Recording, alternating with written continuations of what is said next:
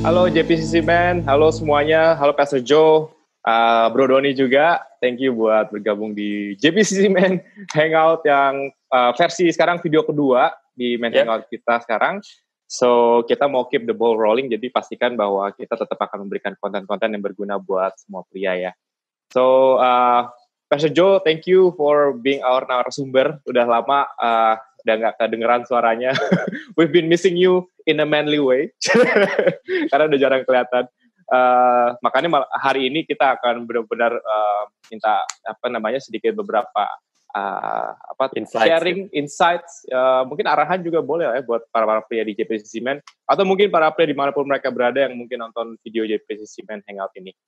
Oke, so kali ini topiknya ini sangat ditunggu-tunggu saya rasa. Banyak pria yang menunggu topik ini. So, title-nya adalah Turn Lust into Love. So, jadi saya mau agak sedikit kasih background sedikit ya, biar yang nonton juga ada gambaran apa sih yang akan kita diskusikan dengan narasumber keren kita ini, Pastor Joe. Jadi, kebanyakan pria pasti kan udah lebih familiar dengan, saya rasa, lust ya, ketimbang love. Mungkin kalau cewek lebih ke love-nya.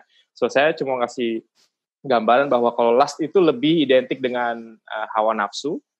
Dan juga kalau di dalam bahasa Indonesia, lust itu bisa diartikan sebagai nafsu, birahi, atau keinginan yang sangat kuat, seperti itu.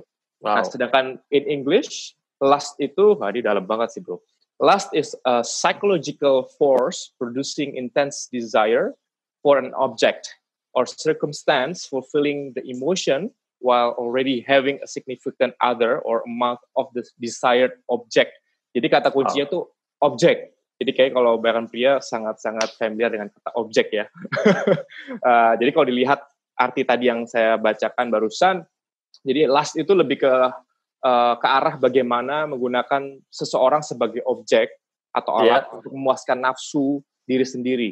Sedangkan love itu yang artinya cinta, biasanya kalau love itu tanpa dasar yang benar bisa menjadi lust. Apalagi kebanyakan pria ya, love itu cuma mungkin di awal doang, taunya pada lust. So, buat kita sebagai orang yang percaya, jelas kalau dasarnya itu adalah di ayat ini sebenarnya kalau Pastor Joe ingat, by the way, Pastor Joe kan yang berkati pernikahan saya ya.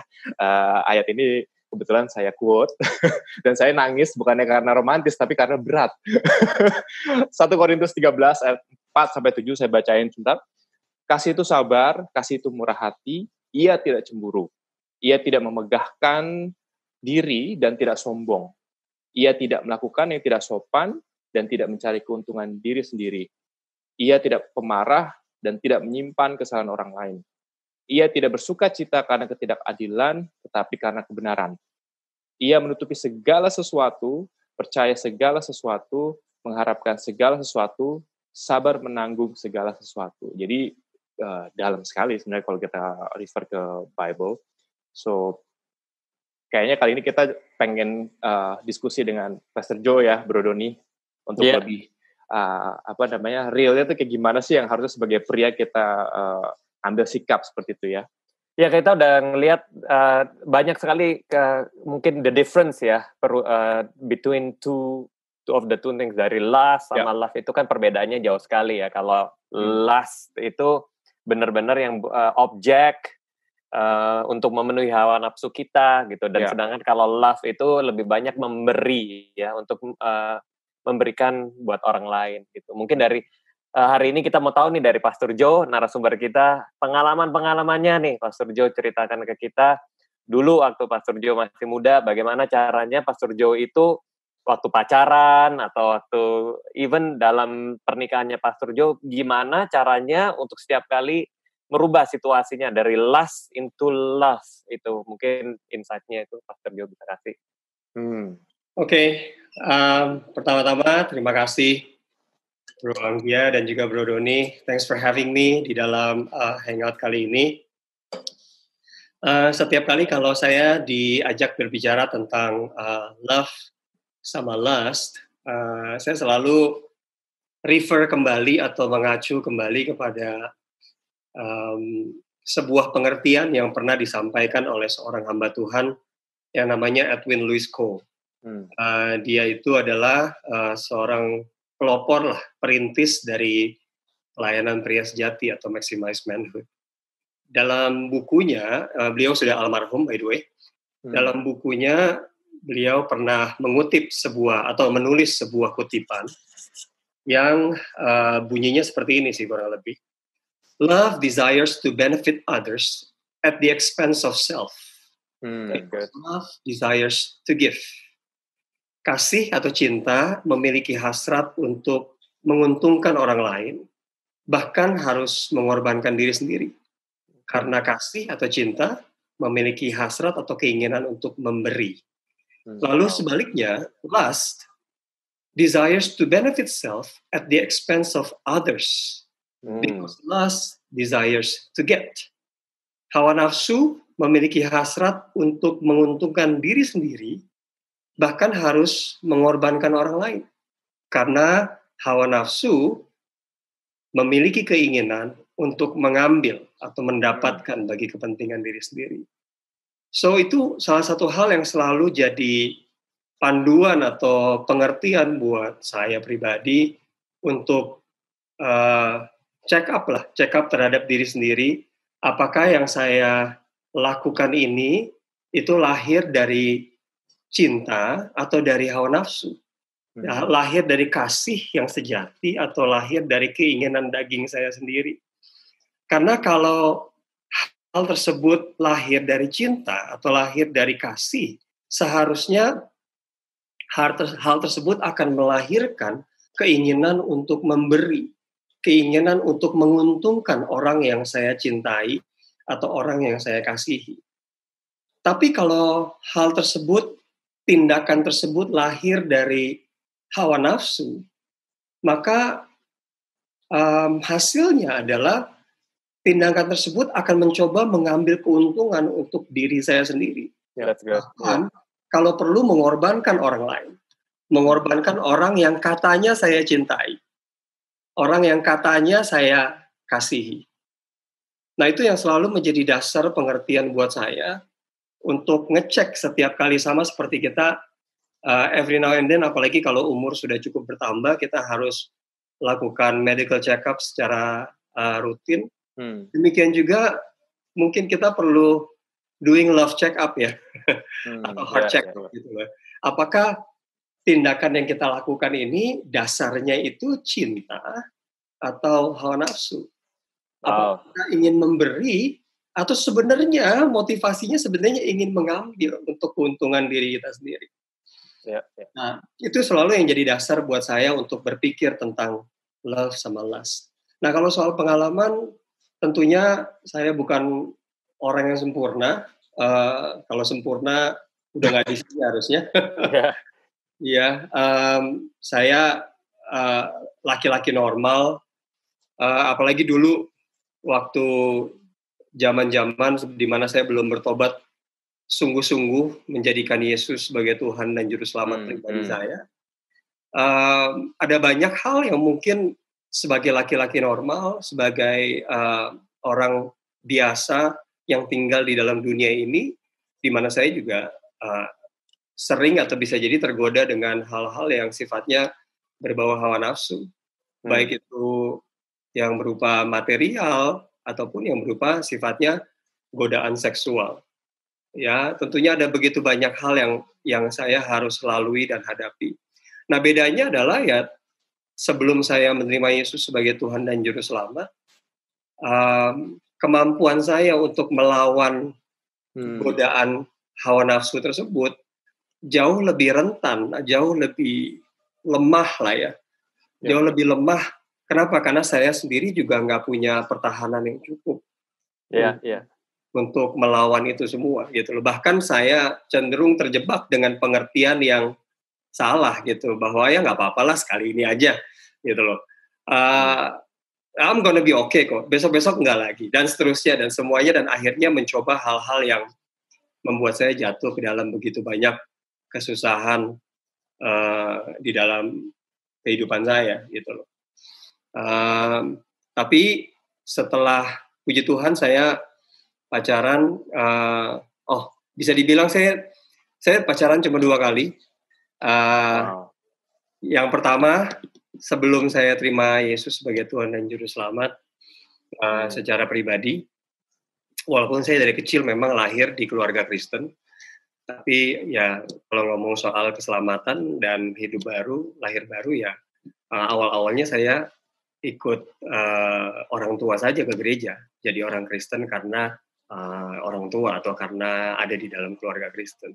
Tapi nggak benar-benar mengerti arti atau esensi dari kekristenan itu sendiri, bahwa Tuhan yang kita sembah itu adalah sumber kasih, yang dimananya kita bisa hidup di dalamnya. Nah, tapi ya setelah saya menerima Yesus sebagai Tuhan dan Juru Selamat secara pribadi, dilahirkan kembali, lahir baru, hidup baru, punya pandangan perspektif yang baru, bahkan menyadari tujuan hidup saya. Nah, hal tersebut mengubah cara pandang saya tentang bagaimana saya berhubungan dengan orang lain, apalagi khususnya bagaimana saya berhubungan dengan pacar, gitu. Ya sebelum itu ya tentunya ada banyak godaan yang saya sulit untuk tolak, sulit untuk lawan. Tapi setelah itu, ketika saya pacaran yang kedua, saya sudah diubah dan dibentuk dengan nilai-nilai yang lebih kuat, yang benar, untuk melihat kasih dengan sudut pandang yang benar, bahkan terus belajar sampai sekarang pun terus belajar, sehingga ada banyak godaan yang mungkin datang dalam kehidupan saya di dalam berpacaran. Saya lebih kuat untuk bisa mengatakan tidak atau mengalihkan kepada hal yang lain, menyalurkan energinya kepada kegiatan yang lain. Padahal yang pacaran saya yang kedua itu bisa dibilang kurang lebih sampai, kalau dihitung sampai nikah, kurang lebih sekitar hampir 9 tahun. Wow, that's a long time. Nah, ini kalau mau lebih praktikal aja, pertanyaan sambil nanya ya, Pastor Jo ya. Perbedaan apa dari yang tadi Pastor Jo kan bilang dulu pernah pacaran sebelum benar-benar terima Tuhan, dan setelah itu terima Tuhan terus pacaran. Perbedaan yang sangat signifikan secara praktikal apa, langkah-langkah apa yang Pastor Jo ambil yang merubah maksudnya situasinya gitu. Banyak orang mungkin tahu apa yang harus dilakukan, tapi kebanyakan mungkin merasa pas dalam momen tertentu itu nggak ada kekuatannya. Jadi seringkali orang jatuh karena mungkin nggak kuat gitu, orangnya bilang ya it just happened gitu ya bahasa Inggrisnya. Nah, langkah-langkah apa nih yang mungkin Pastor Jo secara praktikal dilakukan waktu pacaran pertama dan pacaran kedua itu, perbedaannya itu di mana gitu, dan pengertian-pengertian seperti apa yang membuat bisa lebih, tadi kan Pastor Jo bilang saya lebih mengerti dan saya lebih bisa menjaga supaya saya nggak fall into atau jatuh dalam lust ini. Langkah-langkah apa yang Pastor Jo ambil mungkin ya, supaya bisa lebih praktikalnya gitu. Oke. Pada dasarnya sih seperti yang tadi saya sempat singgung sebelumnya, mention sebelumnya, bahwa sebelum saya lahir baru atau dari Yesus sebagai Tuhan dan Juru Selamat secara pribadi, saya nggak punya pertahanan yang cukup. Pertahanan yang saya maksud adalah tentunya nilai atau cara berpikir yang benar. Value gitu ya. Sulit untuk saya counter atau melawan hawa nafsu yang masuk dalam pikiran saya. Mungkin yang saya perlu jelaskan sebentar adalah kita ini semua adalah manusia yang terbentuk oleh karena kebiasaan kita. Ya. Gitu. Nah, mungkin ada bedanya dulu. Ya, kita harus ngerti bedanya dulu antara kepribadian sama karakter. Kalau kepribadian kita, apakah kita orangnya dominan, kita orangnya intim, kita orangnya stabil, atau kita orangnya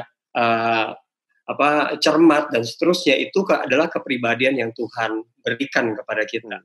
Makanya seharusnya kalau kepribadian, harusnya tidak ada kepribadian yang buruk, karena Tuhan berikan kita kepribadian tersebut. Tapi ada bedanya antara kepribadian sama karakter. Nah, karakter itu bukan sesuatu yang diberikan oleh Tuhan, tapi karakter itu adalah sesuatu yang terbentuk saat kita hidup di dalam dunia ini. Nah, salah satu faktor yang paling mempengaruhi terbentuknya karakter tentunya adalah lingkungan. Karena lewat lingkunganlah kita dapat terekspos dengan nilai-nilai dan seterusnya, dengan aturan, dengan budaya, dengan norma dan seterusnya. Nah, sebelum saya mengenal Tuhan dengan sungguh-sungguh jadikan Dia sebagai Tuhan dalam hidup saya, ya saya nggak ngerti dengan nilai-nilai yang benar tersebut bahwa saya diciptakan serupa dan segambar dengan Tuhan, bahwa saya punya potensi yang jauh lebih baik daripada apa yang ditawarkan oleh dunia ini dan seterusnya, sehingga dengan mudah saya terjebak atau tergoda dengan pemikiran-pemikiran yang sifatnya hanya sementara, hanya kesenangan sementara, temporary pleasure, kenikmatan sementara saja, tanpa berpikir panjang dampaknya, akibatnya, atau bahkan punya ide tentang ternyata ada benefit yang lebih besar, ada manfaat yang lebih besar kalau kita menjaga diri kita dengan baik. Gitu. Oh, that's good. Nah, bedanya adalah setelah saya menjadikan Yesus sebagai Tuhan dan Juru Selamat, saya jadi ngerti tentang itu, bahwa hidup saya diciptakan berarti bahwa saya diciptakan serupa dan segambar dengan Tuhan. Saya punya tujuan hidup, Tuhan punya panggilan dalam kehidupan saya dan seterusnya. Itu membuat saya jadi lebih waspada, jadi lebih hati-hati di dalam menjaga diri saya supaya tindakan yang saya lakukan, keputusan yang saya buat tidak merusak potensi atau tujuan yang sudah Tuhan ingin kerjakan dalam kehidupan saya. Nah, alhasil hal tersebut akhirnya mempengaruhi cara saya berpikir, bahkan memberikan kekuatan kepada saya untuk berkata, aduh mungkin enggak deh kalau kayak gini, karena saya pengen punya pernikahan yang bahagia. Kalau saya lakukan seperti ini, nanti potensinya bisa jadi nggak sebahagia yang saya pikirkan. Karena sama seperti kita buka kado sebelum waktunya, sebelum ulang tahun. Bisa jadi waktu ulang tahun, saya nggak bisa merasakan lagi sensasi buka kado. Akhirnya pas ulang tahun jadi biasa-biasa saja. Gitu. Nah, itulah yang mendorong saya. Akhirnya, karena pada dasarnya kita dalam makhluk kebiasaan, yang terbentuk dari kebiasaan. Nah, kebiasaan itu ujung-ujungnya dimulai dari apa yang terjadi di dalam pikiran kita. Yaitu nilai yang kita diekspos dengannya, yang masuk melalui mata maupun melalui telinga. Dan nilai tersebut akhirnya menjadi sebuah pemikiran. Dan pemikiran itulah yang akhirnya berbuah jadi tindakan. Dan tindakan itu kalau diulang-ulang lama-lama jadi kebiasaan. Nah, kebiasaan yang dipelihara akhirnya jadi karakter. Nah, kalau sudah jadi karakter memang agak sulit untuk mengubahnya. Tapi bisa nggak diubah? Bisa.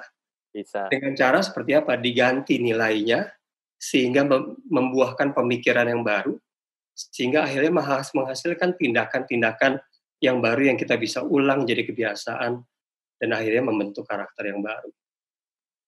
Nah, itu sih salah satu hal yang saya lakukan. Saya waktu bertobat, saya banyak belajar firman Tuhan, jadi saya ngerti bahwa hidup saya is a lot more than this. Punya tujuan yang lebih besar daripada cuma sekedar this temporary pleasure. Kenikmatan ini bisa saya dapat nggak? Bisa didapat, tapi mungkin nggak sekarang. Gitu. Itu yang kadang-kadang kita harus jawab diri kita sendiri. Kita harus mengembangkan sebuah kebiasaan untuk mempertanyakan diri kita sendiri tentang apa yang kita ingin lakukan, gitu. Jadi saya kadang-kadang gitu, saya kayak ngomong sama diri sendiri, ini enak, tapi nggak sekarang, gitu loh. Kenapa nggak sekarang? Karena segala sesuatu indah pada waktunya. Karena ada yang lebih indah kalau dilakukan tepat pada waktunya. Gitu. Ya sama seperti apa yang tadi. Sama seperti buka kado akan jadi lebih luar biasa rasanya. Akan jadi lebih sensasional kalau di hari ulang tahunnya. Gitu, kurang lebih. I hope that explains kurang lebih. Jadi daripada secara praktikal bilangin jangan, daripada menahan jangan, tapi kalau kita punya nilai-nilai dan pandangannya kita dirubah, itu lebih kuat senjata dan tameng lebih kuat untuk menahan kita untuk fall into lust ini ya berarti ya? Iya betul. Makanya apa yang kita izinkan masuk dalam pikiran kita lewat mata maupun lewat telinga, itu sangat menentukan kualitas kehidupan kita, termasuk kualitas kehidupan seksual gitu. Kalau yang kita lihat adalah fantasi terus, tidak heran kalau kita selalu berfantasi tentang seks. Padahal bisa jadi seks yang sesungguhnya, seks yang sejati, itu tidak seperti fantasi yang kita lihat. Ya, that's good. Ya, kebetulan Doni dan Anggia juga sudah menikah. Kalian pasti bisa relate bahwa seks yang sesungguhnya not necessarily seperti apa yang digambarkan di film-film, apa yang digambarkan di gambar-gambar tertentu. Benar.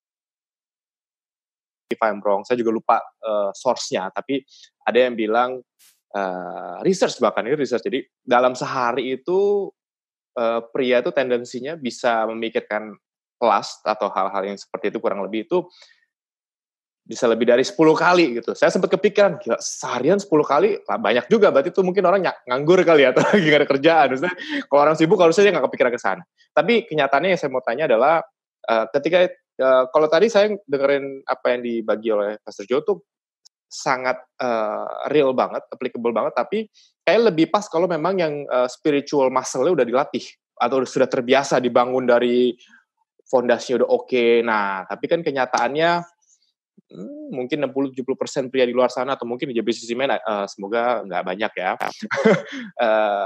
mungkin spiritual muscle-nya belum tentu, muscle endurance-nya sih bahasanya, sekuat itu. Jadinya ketika itu datang, anggaplah nggak 10 kali, sehari 5 kali aja juga udah repot sebenarnya. Dalam sehari 5 kali terbesit, set. Nah gitu.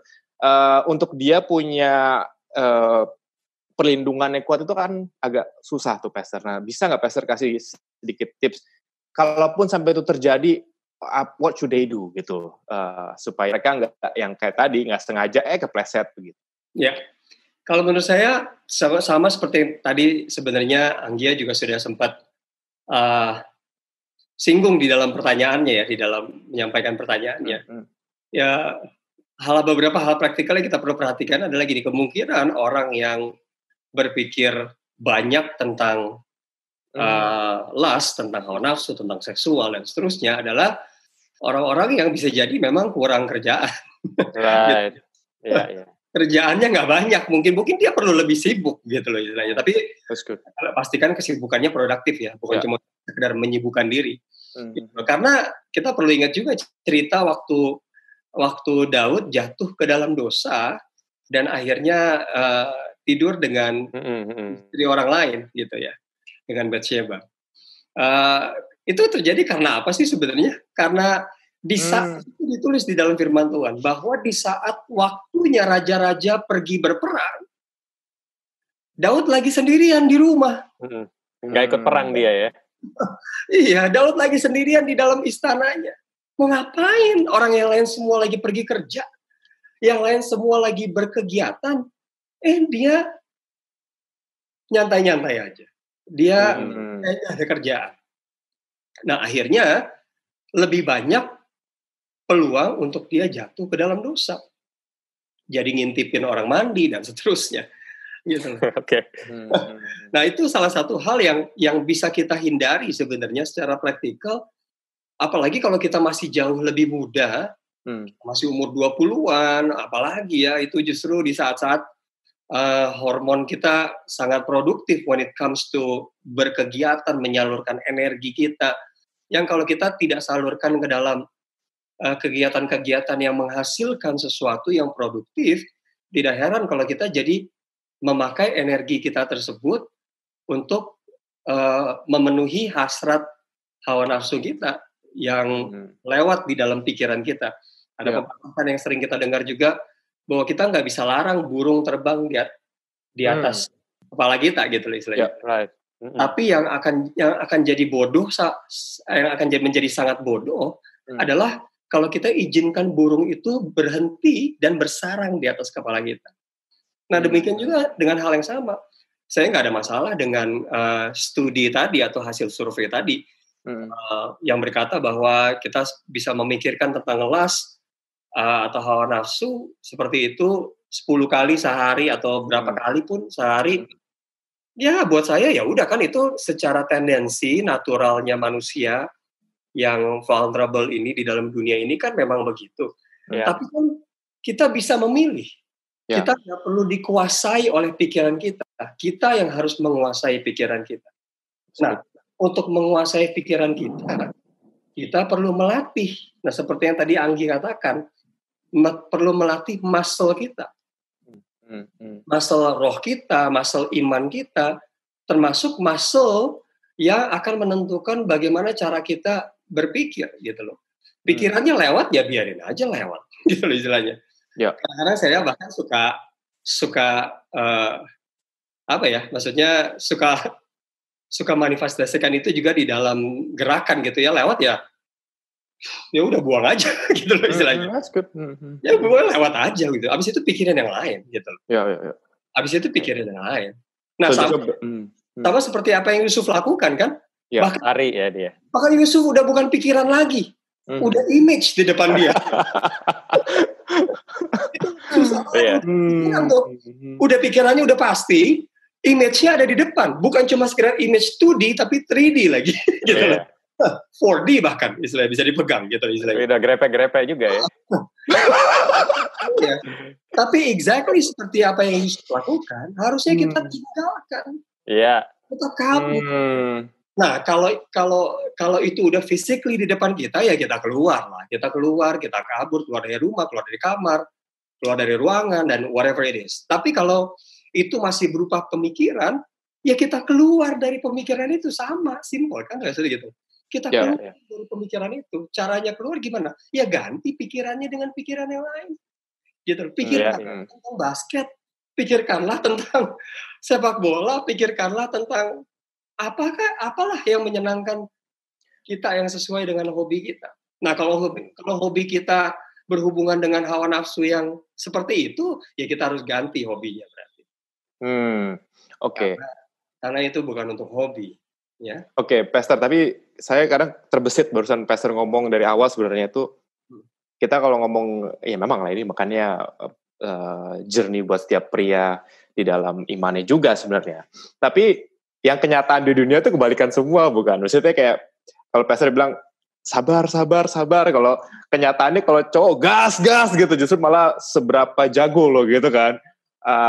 Jadi sometimes mungkin yang belum tahu kebenaran firman ini ngerasa pressure gitu ya. Jadi kayak berapa cewek lo bisa dapetin gitu dalam artian atau dapetin hatinya maksudnya ataupun yang lain-lainnya juga saya ya oke lah itu tergantung orang masing-masing.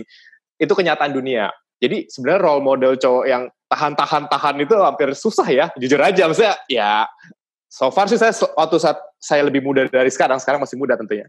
Lebih muda dari sekarang, saya jarang ketemu yang kayak gitu. Yang ada malah gas gitu loh. So mungkin ini bisa jadi suatu pembukaan pikiran mata juga buat pria-pria yang mungkin masih milenial zaman saat ini dan nonton video ini gitu loh. Pastor, kira-kira what should they do? Saya sih kalau saya relate dengan tadi perhatikan lingkungan kita, berarti apakah iya menurut Pastor ini berarti tandanya mesti milih pertemanan juga nggak sih Pastor? Jadi kayak cowok kan biasanya kalau udah ketemu yang mirip atau yang cocok sama dia atau whatever you call it, brotherhood atau pact-nya, itu sulit sekali, kayak udah trust dia udah sini. Tapi kalau misalkan memang pertemanannya itu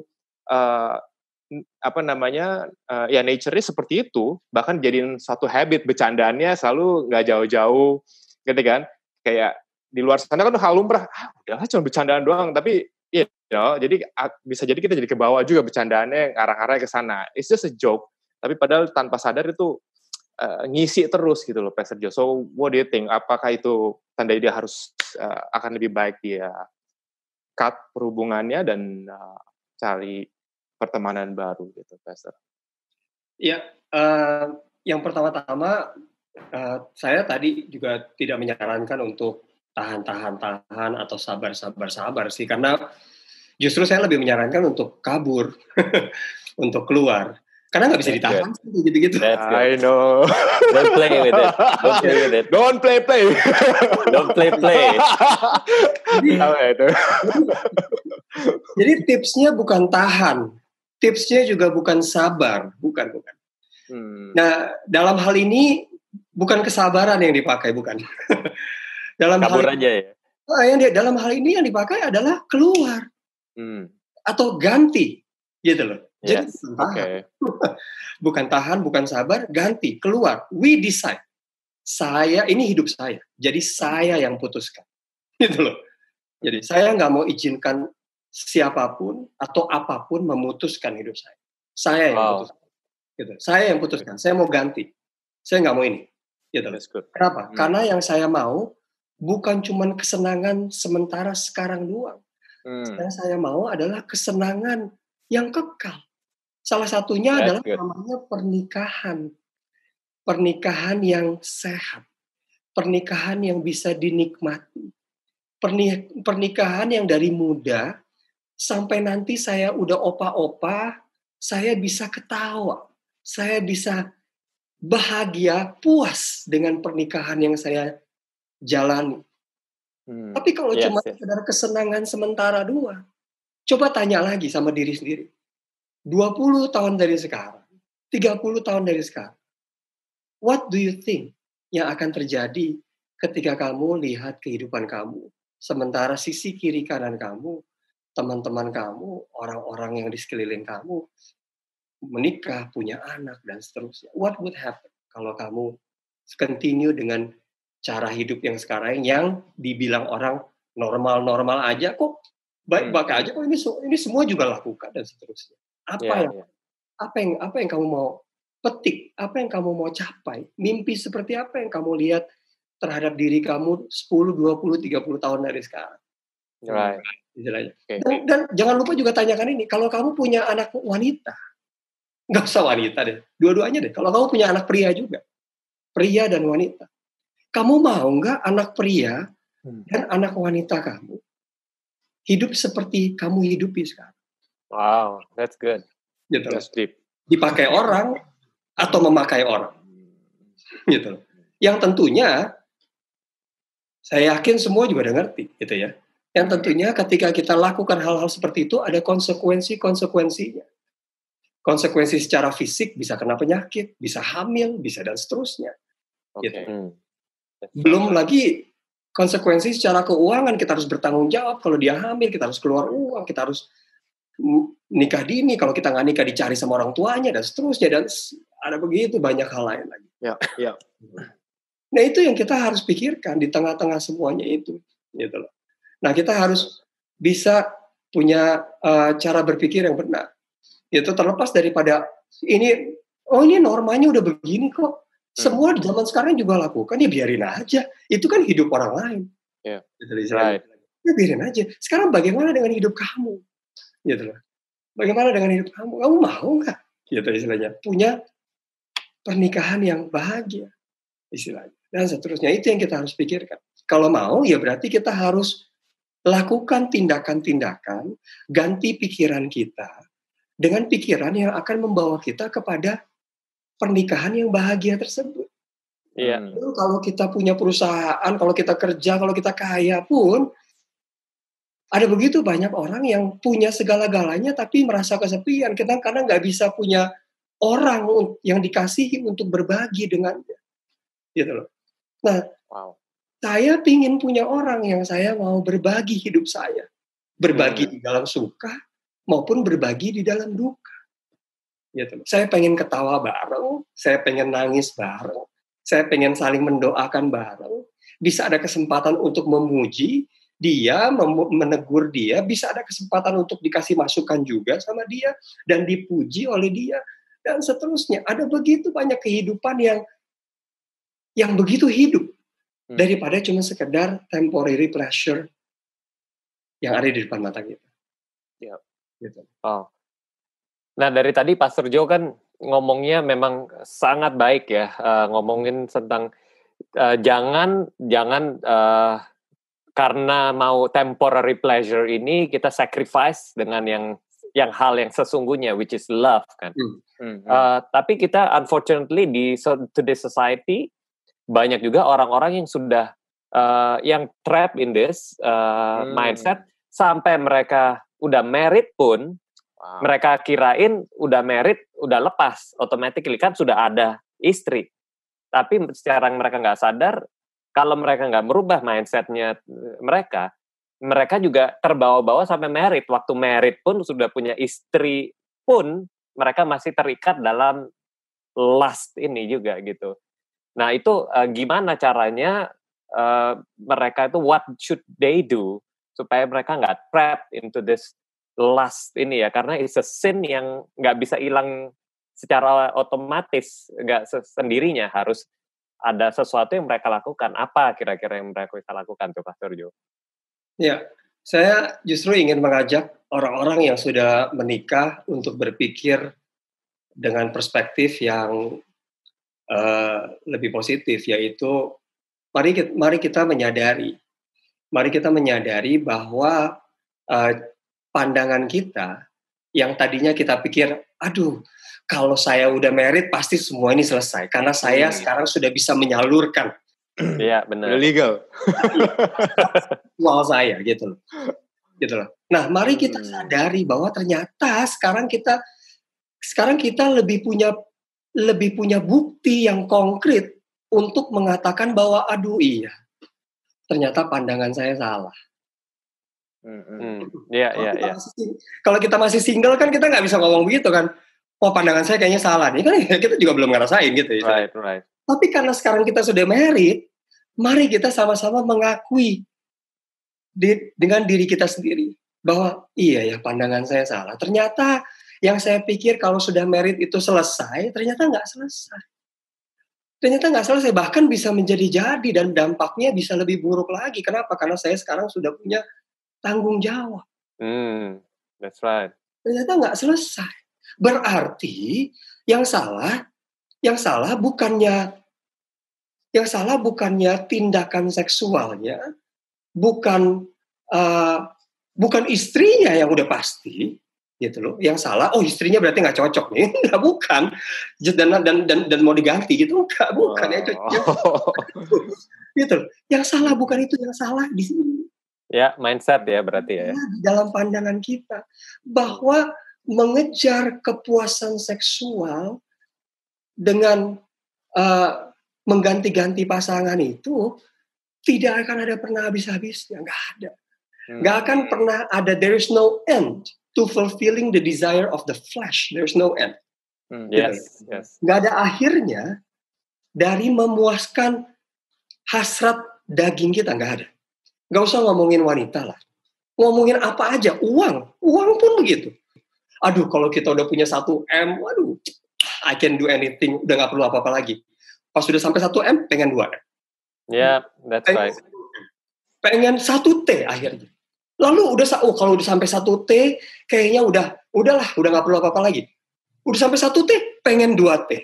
Pengen 10 T, dan seterusnya. Gak akan ada pernah selesai. Pandangan seperti itu harus kita akui bahwa, oh iya, salah. I'm climbing the wrong ladder. Gitu loh. Saya memanjat tangga yang salah. Saya coba untuk memuaskan pohon yang salah. Mari kita ganti pohonnya. Gitu loh. Mari kita cari yang lebih kekal. Gitu loh. Mari kita akui kesalahan kita, kesalahan pandangan kita, lalu kita buang pandangan itu dengan cara apa? Dengan cara ganti dengan pandangan yang lebih benar. Pandangan yang lebih kekal. Bukan pandangan yang terlalu agamawi, terlalu rohani. No, it's not about rohani dan agamawi. Yang kita perlu sadari memang kita diciptakan serupa dan segambar dengan Tuhan. Tuhanlah yang mendesain kita sedemikian rupa supaya kita akhirnya menemukan cara untuk merasakan bahwa hidup ini berarti ya. Kita puas dengan arti kehidupan ini, gitu loh. Kalau kita hidup di dalam jalan-jalannya, gitu loh. Nah, dia bilang ketika kita memberi, ketika kita hidup di dalam cinta, di dalam kasih, kita kembali lagi kepada the definition of love. Kalau kita hidup memberi kepada keluarga kita, kepada istri kita, kepada anak-anak kita, menjadi contoh seperti apa yang kalian, khususnya Doni sempat mention di dalam video hangout sebelumnya, menjadi dampak pertama-tama kepada istri dan anak-anak kita. ternyata itu justru membuat kita lebih fulfilled hidupnya. Right. Dibanding mengejar-ngejar kenikmatan seksual. Gitu. Kenikmatan seksual adalah bonus yang datang di dalam sebuah institusi yang begitu intim yang namanya pernikahan. Gitu loh. Seks diciptakan oleh Tuhan. Tapi ada tujuannya. Tujuannya adalah untuk merekatkan hubungan suami dan istri. That's good. Gitu loh. Nah, karena dia diciptakan untuk merekatkan hubungan antara suami dan istri, makanya seks diciptakan oleh Tuhan begitu powerful. Powerful sampai bisa mempengaruhi semua elemen dalam kehidupan manusia, yaitu roh, jiwa, dan tubuh. Jadi bukan sekedar tubuh saja. Kalau dia nggak hamil, udah puji Tuhan. Gitu loh. Kalau nggak kena penyakit, puji Tuhan. No, it's not about that. Tanpa hari itu mempengaruhi jiwa kita. Akhirnya kita menjadi nggak percaya sama diri sendiri. Gitu loh. Kita menjadi trauma. Disentuh orang lain, kita jadi kayaknya takut. Dan seterusnya. Kita jadi nggak mudah percaya sama orang lain. Kita jadi nggak percaya akan pernikahan. Kita jadi nggak percaya akan hubungan yang sehat, yang benar. Mana ada sih hubungan yang sehat? Dan seterusnya. Kenapa? Karena jiwa kita sudah terpengaruh. Nah, belum lagi mempengaruhi roh kita. Di mana tanpa kita sadari, kita bisa mulai berkata, keluar dari mulut kita mengatakan bahwa, nggak mau ke gereja, takut kebakar. Saya nggak putus, saya kotor, saya nggak layak. Secara roh, kita sudah terpengaruh dengan gambar yang salah. Kita tidak lagi bisa melihat diri kita sebagaimana Tuhan lihat kita. Yang harusnya adalah dia lihat kita kudus, suci. Karena kita diciptakan untuk dia. Khusus buat dia. Gitu loh. Kita diciptakan serupa dan segambar untuk dia. Mana mungkin kita diciptakan serupa dan segambar dengan dia, untuk dia, tapi takut kebakar kalau ke gereja, datang kepada dia, dan seterusnya. Gitu. Nah, mari kita ganti itu. Mari kita ganti cara pandang kita yang salah. Sadar bahwa kita ini lebih berharga daripada temporary pleasure tadi. Gantinya susah nggak? Susah memang. Apalagi kalau udah sering. Udah jadi kebiasaan. Susah. Yes. Last question, semoga ini bisa menguatkan juga yang nonton ya, Pastor. Jadi gini, tadi apa yang semua udah Pastor bagiin itu, for some people it's doable and manageable. For maybe many men out there, kayak, gue udah tahu kebenarannya semua, udah tahu, but I'm trapped in this habit, atau ya dia punya kebiasaan itu, jadi dia lagi di dalam loop itulah. So, menurut Pastor, ini saya coba pengen nanya ini, menurut Pastor itu perlukah di-address? Karena ada banyak orang yang mungkin lakukan itu, tapi ya of course, untuk dia mau terbuka itu bukan hal yang mudah. Dan apakah itu perlu di-address sehingga mereka bisa dapat pertolongan juga dari orang lain, atau gimana, Pastor? Maksudnya cerita ke orang lain gitu ya? Jadi dia udah tahu kelemahannya, ya I know kebenarannya tadi semua yang saya dengar di video ini, saya tahu, ya kan? That's one thing. Tapi kenyataannya, ya besok pagi bangun, ya gitu lagi, gimana dong? Nah gitu. Kalau sampai ada yang seperti itu, gimana, Pastor? Menurut Pastor itu perlu di-address kah gitu, atau perlu ya diminta bantuan ke someone, atau diceritakan dan didoakan, gimana gitu? Langkah next-nya supaya dia nggak nonton ini hanya di pikirannya aja, tapi ada langkah yang dia bisa lakukan setelah itu. Ya, seperti yang tadi terakhir saya katakan, bahwa untuk mengubah itu, apalagi kalau sudah jadi kebiasaan, hopefully nggak jadi karakter, memang tidak mudah, tapi tidak mudah bukan berarti tidak bisa dilakukan. Jadi kalau saudara, siapapun yang mendengarkan ini, kalau saudara ada dalam kondisi seperti itu, saya cuma mau bilang bahwa saudara pasti bisa. Amin. Oh, pasti bisa. Tapi tentunya ada beberapa hal, langkah-langkah yang kamu perlu pertimbangkan, saudara perlu pertimbangkan untuk lakukan. Yaitu pertama-tama, ya kita harus lihat tadi bahwa diri kita memang terdiri dari roh, jiwa, dan tubuh. Oke? Pertama-tama secara roh, Saudara harus sadari bahwa saudara juga adalah manusia roh. Roh saudara hanya bisa dipuaskan ketika dia terhubung dengan Tuhan. Oh wow, ya. Okay. Jadi kalau saudara belum terhubung, belum mengenal Tuhan, mungkin ini waktunya untuk saudara mengenal Tuhan. Mungkin ini waktunya untuk saudara pertimbangkan kata-kata teman saudara, kata-kata ibu saudara, atau orang tua saudara, atau siapapun yang pernah memperkenalkan Tuhan kepada saudara. Mungkin option itu perlu diambil untuk mengenal Tuhan. Tapi kalau saudara sudah mengenal Tuhan, bukan berarti kita nggak bisa jatuh dalam dosa lagi. Kalau saudara sudah mengenal Tuhan, saudara sudah tahu bahwa ketika saudara terhubung dengan Tuhan, roh saudara akan menemukan kepuasan yang sejati. Mungkin saudara perlu datang kepada Tuhan untuk minta ampun di hadapan Tuhan, supaya Tuhan ampuni segala dosa, hawa nafsu atau seksual yang saudara sudah lakukan. Kedua, secara roh saudara sudah lakukan, secara jiwa saudara juga perlu lakukan, yaitu saudara perlu ampuni diri saudara sendiri. Wow. Saudara perlu ampuni diri saudara sendiri. Wow, that's good. Iya, aku salah sih memang. I know that this is not right, gitu. And aku terima, dan saya terima itu. Saya mau ampuni diri saya sendiri. Karena siapa sih manusia yang nggak pernah buat salah? Saya pun manusia biasa. Saya bisa buat salah. Tapi kalau ada pikiran yang berkata, tapi kesalahan kamu udah begitu besar, udahlah nggak usah gini-gini. Lawan lagi, bilang dia, iya. Mana ada dosa besar, dosa kecil sih? Semua dosa juga sama. Right. Ya dosa, gitu loh. Semua manusia sudah berdosa dan sudah kehilangan kemuliaan Allah. Roma 3 ayat 23. Jadi ampuni diri kita sendiri. Ampuni diri kita sendiri. Lalu setelah kita ampuni diri kita sendiri, kita harus mulai ganti makanan dari jiwa kita. Kalau tadinya kita biasanya entertain pikiran-pikiran yang berbau hawa nafsu, seksual, dan apalah termasuk uang dan kekayaan dan semuanya, mungkin perlu diganti. Cari alternatif yang lebih sehat, lebih kekal. Gitu istilahnya. Ya olahraga, bisa ganti dengan olahraga, bisa ganti dengan hangout bareng teman-teman. Perhatikan waktu kita hangout dengan teman-teman seperti yang tadi sempat dikatakan. Pilih juga lingkungan yang sehat. Karena firman Tuhan juga berkata bahwa kebiasaan yang buruk yang merusakkan kehidupan kita, gitu loh. Pergaulan yang buruk merusakkan kebiasaan yang baik. That's good. Jadi pergaulan kita sangat menentukan. Kepada siapa kita bergaul dengannya sangat menentukan kualitas kehidupan kita.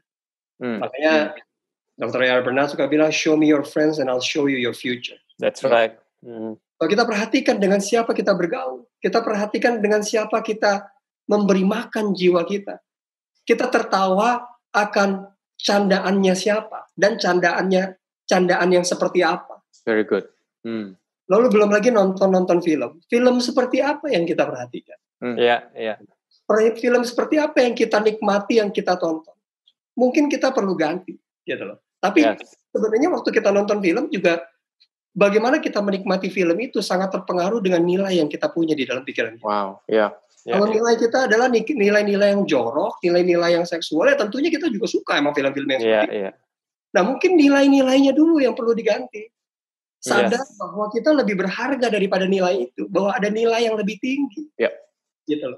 Ada nilai yang lebih tinggi yang diberikan buat kita sebenarnya. Nah itu yang perlu kita ganti. Cari kegiatan yang memberikan makan kepada jiwa, makanan yang sehat kepada jiwa kita. Gitu loh. Cari kegiatan dan pergaulan-pergaulan yang memberikan makanan yang sehat di dalam jiwa kita. Dan tentunya secara tubuh ya ada yang perlu kita ganti juga. Gitu loh. Ada yang perlu kita lakukan juga, yaitu kita harus mulai menghargai tubuh ini. That's good. Kita harus mulai menghargai tubuh ini. Makanya firman Tuhan bilang gitu, tubuhmu adalah bait Roh Kudus dan Roh Kudus tinggal di dalam kamu. Bayangin, Roh Kudus saja menghargai tubuh saudara. Masa saudara gak menghargai tubuh saudara? Gitu loh. Istilahnya gitu ya. Jadi hargai tubuh kita, rawat tubuh kita, olahraga, perawat tubuh kita, dan ganti kebiasaan-kebiasaan yang merusak tubuh kita. Dengan kebiasaan yang baik yang justru membuat tubuh ini menjadi lebih segar, menjadi lebih sehat.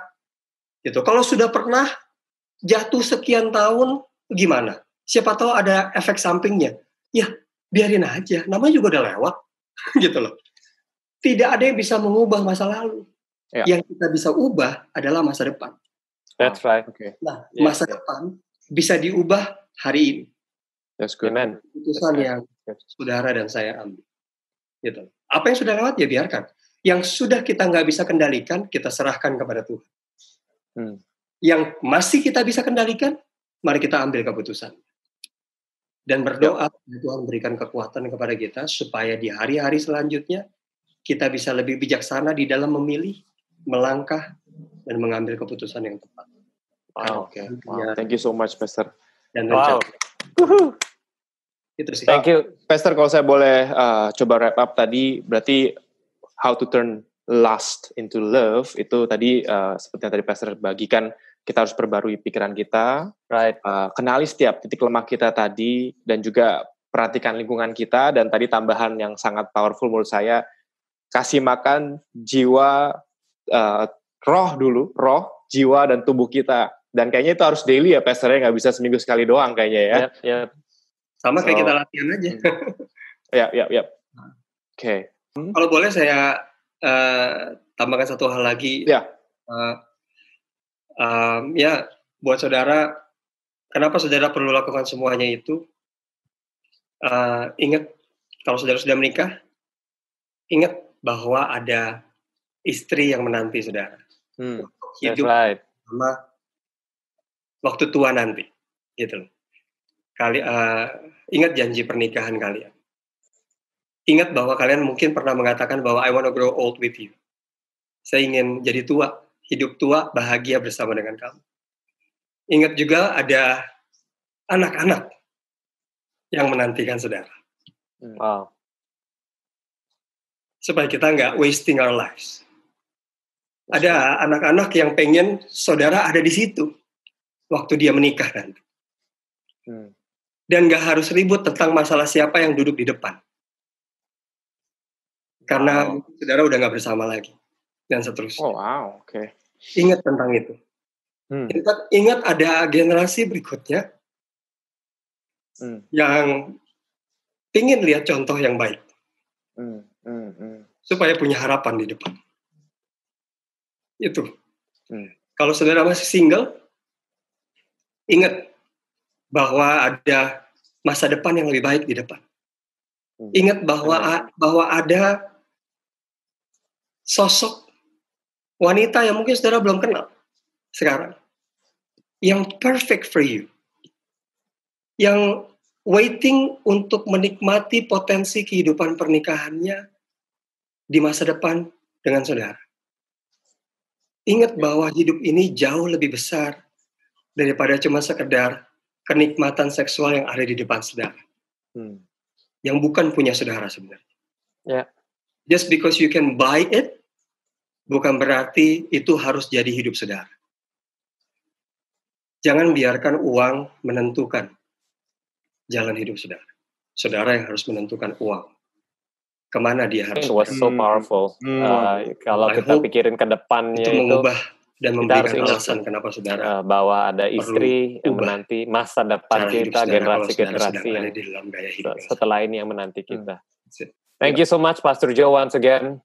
Thank you, Pastor Joe. Buat semua yang telah dibagikan, it's sangat berharga sekali. Kita belajar sangat banyak ya hari ini ya, bro. Saya mau ingatin aja buat yang semua yang mungkin watching this, tadi beberapa kali di-mention juga sama Pastor Joe bahwa the people surrounding kita, circle kita itu determine juga apa yang kita pikirkan tiap hari. Kalau kita ngomongnya aja udah nggak benar, ya pasti pikiran kita juga nggak benar. So I think setiap dari kita perlu mencari komunitas yang baik dalam kehidupan kita. I think di JPCC ini kita sudah ada satu wadah, yaitu yang disebut date, untuk bisa jadi komunitas yang baik, menjadi kekuatan buat kita. Dan kalau ada yang di sini yang mungkin lagi struggling, whether you are single ataupun yang sudah merit. Kalau you are struggling with lust ini yang tadi sudah cukup jelas, benchmarknya apa lust itu. Yeah. I think kita bisa start untuk mulai sharing kelemahan-kelemahan kita apa dengan date leader kita, atau kalau mungkin date leader nggak kurang dekat, mungkin dari sesama date members yang kita percaya ya mungkin ya, untuk bisa sharing gitu. Pergumulan-pergumulannya apa aja gitu. Dan kalau umpamanya ada winning stories, kita juga kalau you are willing to share your winning stories, mungkin bisa share juga di JPCC Men. Banyak sekali yang bakal bisa terbantu kan ya, kalau bisa membaca winning stories dari kita semua gitu. Jadi kalau umpamanya ada winning stories, bisa DM ke kita di JPCC Men IG. Nanti kita bisa post juga dari winning stories kalian supaya yang lain-lain juga bisa dibantu. Gitu. Thank you once again, Bro Anggi. Ada announcement apa lagi nggak? Ya, kedepannya kita akan lebih banyak lagi hangout yang secara virtual ini. Jadi pastikan follow Instagramnya JPCC Men. Yes, definitely. Untuk topik berikutnya. Dan juga feel free untuk kalau ada feedback ya dari fellow men out there yang mungkin punya topik-topik yang pengen kita discuss juga, boleh langsung ke direct message JPCC Men ya bro ya.